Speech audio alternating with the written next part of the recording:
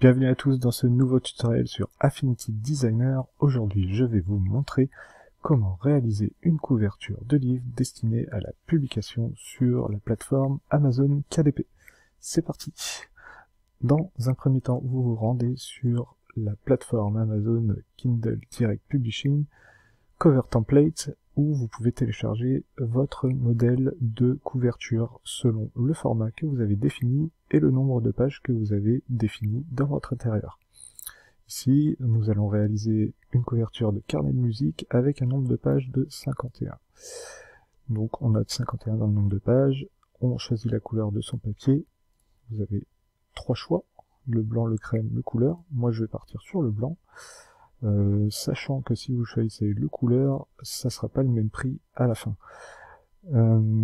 Et vous téléchargez votre modèle. Une fois que vous avez téléchargé le modèle et dézippé le modèle dans votre fichier favori, rendez-vous dans Affinity Designer où vous ouvrez votre fichier grâce à la commande fichier ouvrir et vous prenez le PDF que vous avez téléchargé. Vous l'ouvrez, vous regardez si déjà sa configuration est bonne. Donc on est bien dans une résolution de 300 dpi, une résolution qui permet d'avoir une qualité graphique très bonne en impression, et on est bien dans un espace colorimétrique CMJN qui correspond aux couleurs gérées par les imprimantes offset de l'imprimeur. Ici notre imprimeur c'est Amazon, mais si vous passez par un autre imprimeur, ça sera la même chose, il faudra avoir du CMJN, c'est-à-dire du cyan, du magenta, du jaune et du noir, ce qui correspond aux 4 rouleaux ou aux 4 cartouches présents dans l'imprimante. Si vous utilisez du RVB, vous allez avoir des couleurs mal gérées et beaucoup plus fades, et qui seront surtout gérées en aléatoire par l'imprimante. Donc utilisez toujours du CMJN, le RVB vous le laissez tomber pour l'impression, c'est bon pour les écrans, pour faire du web ou pour faire des documents projetés par PowerPoint par exemple.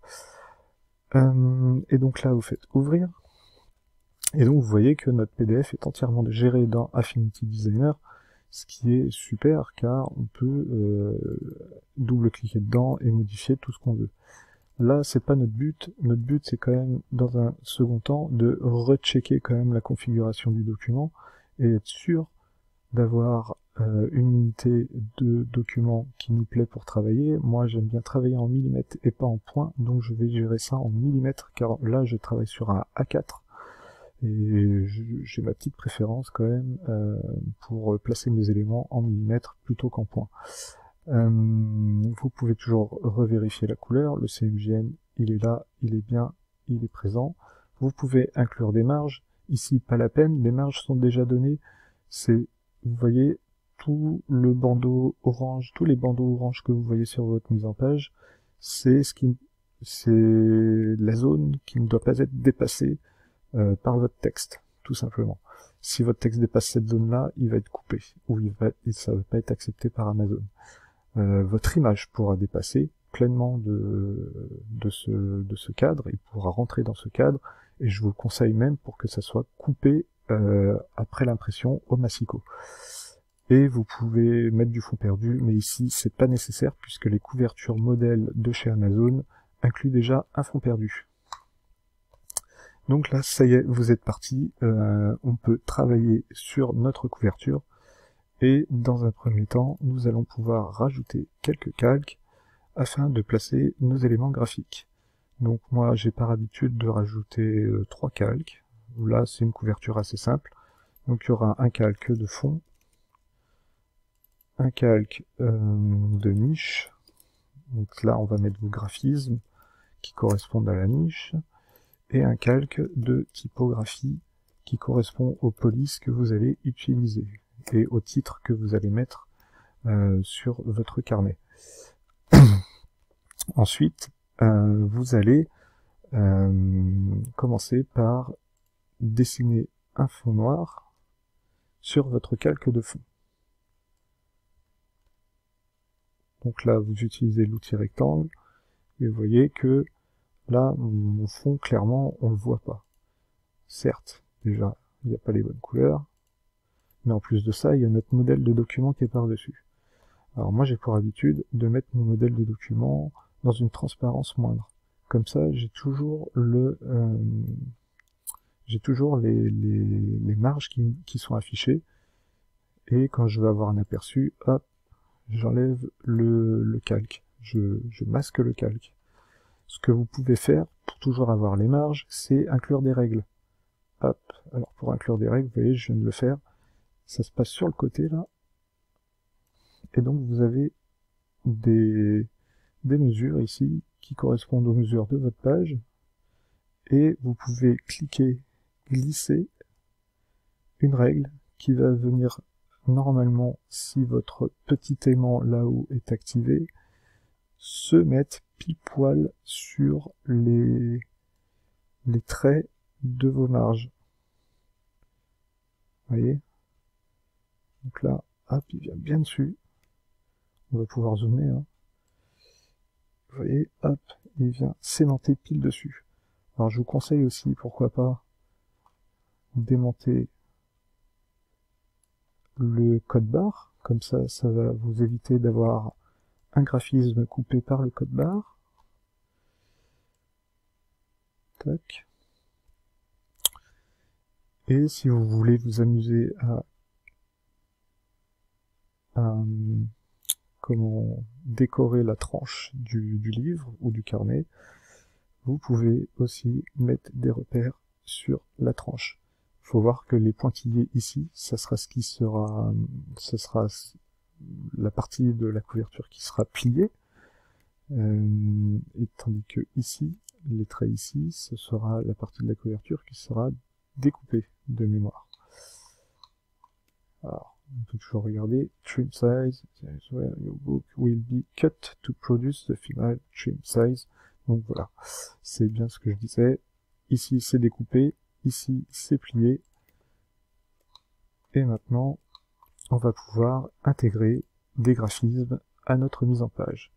Donc on va cacher le modèle, on va se mettre sur notre calque de graphisme, et je vais vous présenter un avantage plutôt sexy de Affinity Designer et de la suite Affinity en général. C'est que Affinity est lié à ce qu'on appelle un stock, et ce stock correspond en fait à des bibliothèques d'images libres de droit, telles que Unsplash, Pexel et Pixabay. Alors le gros avantage quand on utilise Pixabay, c'est qu'on peut avoir du vecteur. Et donc là, on va créer un carnet de musique et on va importer du vecteur dans notre mise en page. Donc là, vous voyez, il va nous donner toutes sortes de vecteurs intéressants à utiliser, des notes de musique, etc., etc. Donc là, bon, on va se prendre une petite clé, tiens, avec celle-ci par exemple, qui peut être intéressante. Donc voilà, vous voyez que ici, j'ai le nom de l'auteur qui s'est affiché, donc ça veut dire que j'ai bien mon calque, mon image vectorielle qui est importée dans mon document. Vous allez me dire, bah oui, on la voit pas, c'est normal, j'ai pas caché le fond. Et donc cette image-là est maintenant facilement modifiable grâce à votre outil de sélection. Et quand vous double-cliquez dedans, vous pouvez aussi la modifier en termes de couleur et de forme. Alors ici, petite astuce, si vous souhaitez sélectionner toutes les couleurs identiques, vous faites sélectionner identique, couleur de remplissage, et ensuite, hop, vous mettez la couleur de remplissage qu'il faut. Idem pour des traits. Là, on a un petit souci. On n'est pas mis en blanc. Hop. Idem pour vos traits. Si vous avez des traits que vous voulez remplacer, sélectionnez identique, couleur de trait. Et donc là, vous pouvez très facilement mettre des traits qui sont blancs. Donc votre graphisme est modifié. Et vous voyez donc que là maintenant, sur le fond noir, il est déjà beaucoup plus lisible. Donc ensuite, on va pouvoir télécharger une seconde un second graphisme qu'on va mettre en 4e de couverture. Donc on se replace sur notre calque graphisme et on importe, pareil, et on double-clique pour modifier. Donc là vous voyez qu'on peut modifier directement la couleur. Donc ici normalement pas besoin de sauvegarder, ça se met automatiquement dans votre mise en page. Il n'y a plus qu'à les placer. Petite astuce, on peut tracer des rectangles à l'extérieur entre nos deux marges et mettre un repère pour avoir le milieu de notre rectangle et donc le milieu entre nos deux marges, ce qui vous permettra de centrer votre graphisme directement sur la page. Ensuite, je vais intégrer un petit élément graphique, un petit trait, hop, que je vais mettre en blanc et que je vais épaissir pour faire la séparation avec mon titre. Et on va pouvoir passer à l'intégration d'un titre sur la page. Donc pour intégrer un titre, vous allez utiliser l'outil texte, non pas l'outil zone de texte, mais l'outil texte artistique. On va se mettre sur le calque typographie, et on va cliquer et glisser pour mettre le texte qui nous intéresse. On change la couleur, comme ça on sera en blanc. On choisit une typo. Moi je vais prendre ma typo favorite du moment. Hop.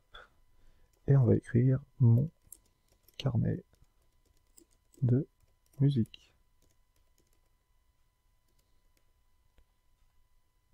Donc là vous voyez que mon texte dépasse. Oui, c'est normal, il est trop grand. Donc vous allez pouvoir, et vu qu'on a fait un texte artistique, vous allez pouvoir, vous voyez, le modifier à votre guise.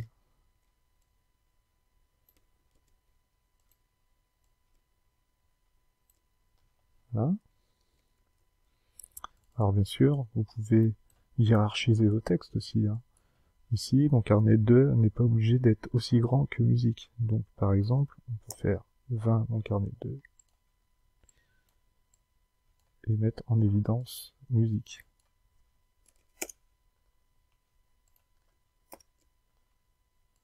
Là, vous pouvez centrer votre texte.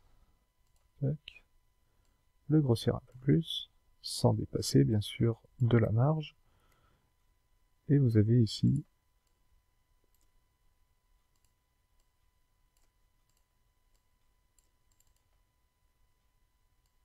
un petit texte, un titre, qui est plutôt sympathique.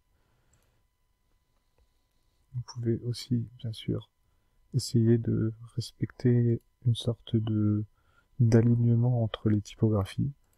Donc là, on va pouvoir jouer. Hop, et vous voyez que là, toutes les typographies sont alignées sur les côtés. C'est plutôt propre. Voilà, et donc en 4e de couverture, on va pouvoir déplacer un peu notre graphisme et intégrer un texte avec l'outil zone de texte. Alors ce texte-là, ça peut être la description de votre livre, tout simplement.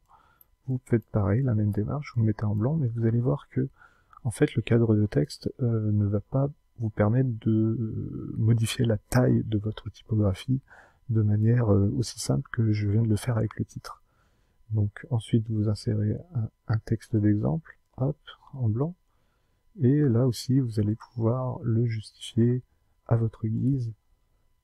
Donc idéalement c'est d'avoir quelque chose d'équilibré, vous voyez, de pas avoir de mots qui se retrouvent tout seuls sur la page, quoi. Et voilà, votre mise en page est faite, vous vérifiez si ça rentre bien, si on n'est pas sur le barcode, et si on est bien dans les marges, ça a l'air d'être le cas. Une fois que cela est fait, vous n'avez plus qu'à exporter votre mise en page en PDF. Vous utilisez un PDF prêt pour l'impression, donc vous avez bien une résolution de 300 dpi, le document en entier, et vous exportez en lui donnant le titre de votre carnet et vous enregistrez. Et voilà le résultat, c'en est tout pour cette vidéo. J'espère que celle-ci vous aura plu, qu'elle vous aura permis d'avancer un peu plus dans votre apprentissage sur Affinity Designer. En attendant, je vous souhaite de belles publications sur KDP et rendez-vous dans un prochain tutoriel et n'hésitez pas à vous abonner à ma chaîne en cliquant sur le bouton à droite de votre écran. Merci et à bientôt.